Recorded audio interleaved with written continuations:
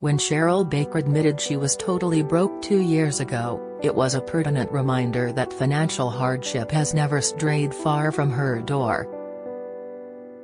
The former Bucks Fizz star, 69, enjoyed a string of chart hits during the 1980s with her bandmates after they won the 1981 Eurovision Song Contest with their famous skirt-ripping routine.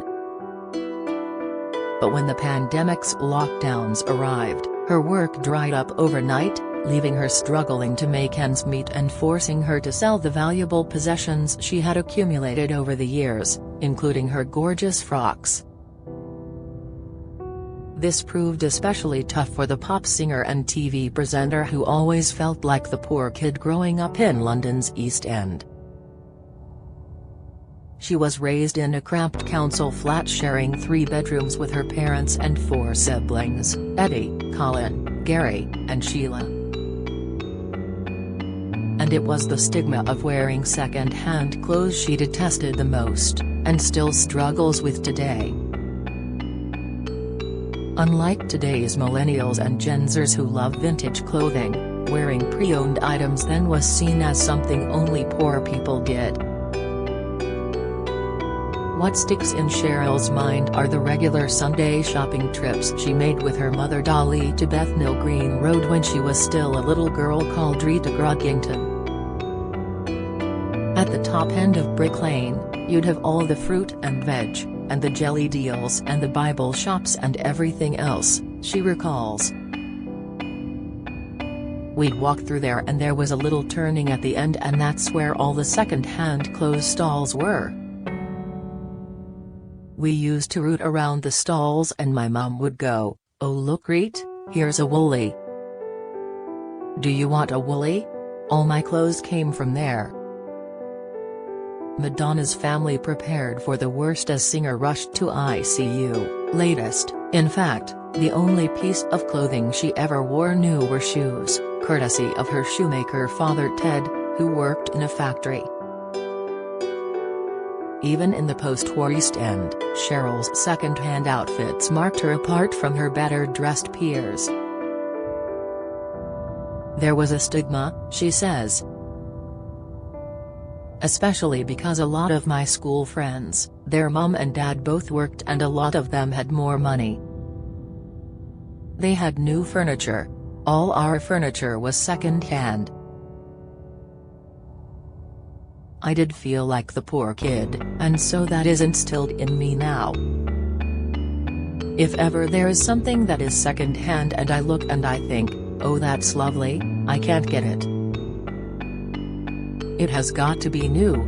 She also has memories of her mother hiding when the man from the Provident, a specialist lender, came knocking on the door chasing loans. The man from the Provi would come round and my mum would hide behind the settee and say, "Go to the door, Reet, and say, Mummy's not here, can you come back next week?"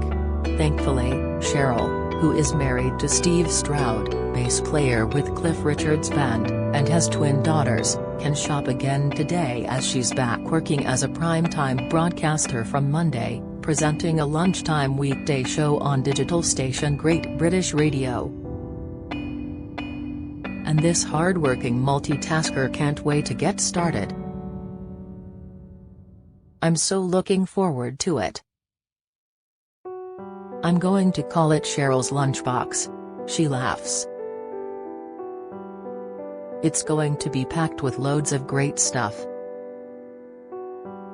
Obviously, there will be music, but I'll also have interviews with wonderful people who I've met over the years, plus I'm going to include a bit of comedy. Great British Radio founder Mike Osmond says Cheryl's vibrant personality and quick wit make her a natural broadcaster. This is her first primetime role at the station, having previously presented a weekly 80s slot on Saturday evenings.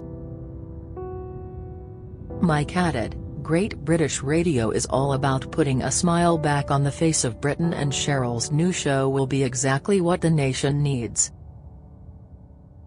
We'll leave all the heavy stuff to the BBC. Don't miss." Love Island winners Ekin-Su and Ovid confirm split 11 months after victory. Latest, Naomi Campbell announces arrival of second baby, not too late to be a mum. Discover, Frankie Bridge covers face after being left with goggle sunburn. Insight, over the years Cheryl has proved resourceful. During her Bucks Fizz heyday, she began a career as a successful TV presenter and co-hosted Record Breakers with Roy Castle for 7 years. Following his death from lung cancer in 1994, she stayed on the show for another 4 years. She's also appeared on the West End stage in Footloose, and racked up appearances on celebrity talent shows including Pop Star to Opera Star and Dancing on Ice. And her success still surprises her, as she never believed she would make it as a singer because of her working-class upbringing. When her sister, Sheila, got married, I moved into the single room at age 11, she recalls. I was there until we did the Eurovision and everything, and I lived there for years until I was 29. I had gold discs on the wall, limousines picking me up, and I still lived in our council flat in Bethnal Green. She liked learning and worked hard at school, undertaking a secretarial course and working in the City of London from the age of 16 to 21 as a shorthand typist and personal assistant. That was the sensible me, she smiles. I think I was fairly bright at school.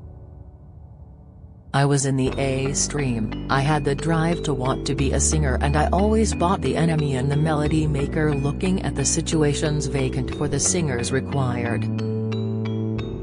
Then one day her prayers were answered. This particular advert said girl singer required for a harmony band and that was it for me. It was all about the harmonies. I wanted to be in a group, I didn't want to be solo, and I wanted to sing harmony. That was the pivotal moment for me.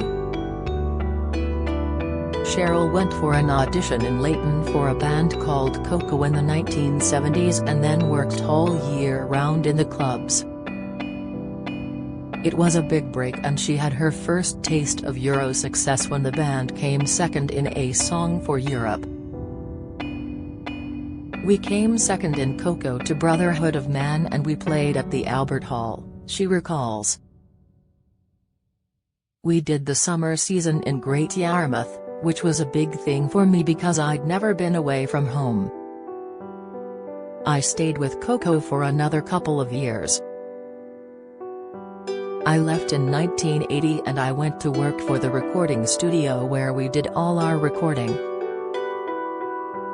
I did backing vocals, I did their typing, I answered all their letters. And in came the woman who put Bucks Fizz together. She said, "Why are you here?"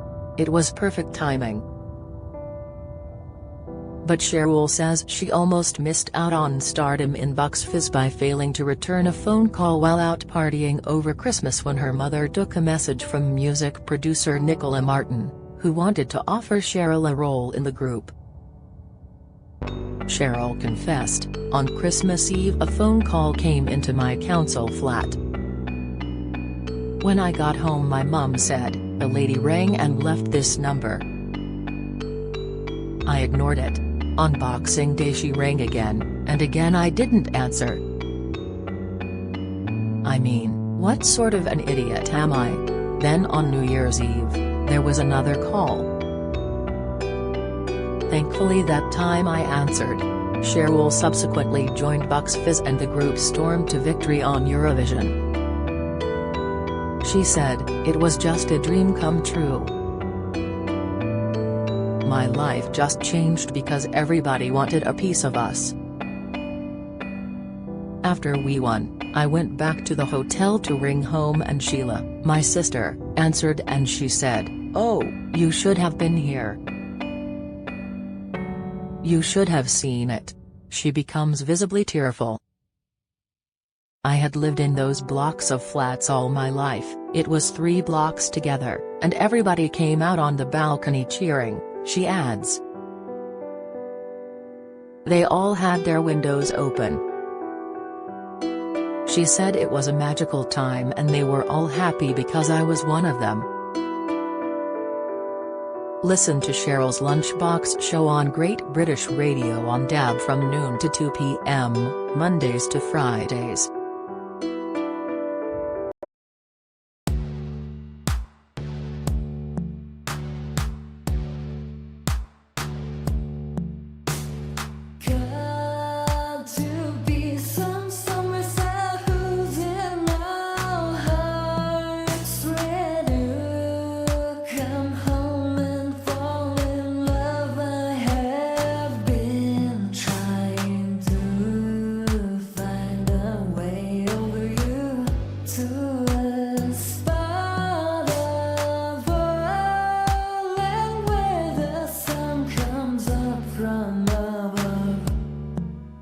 Now take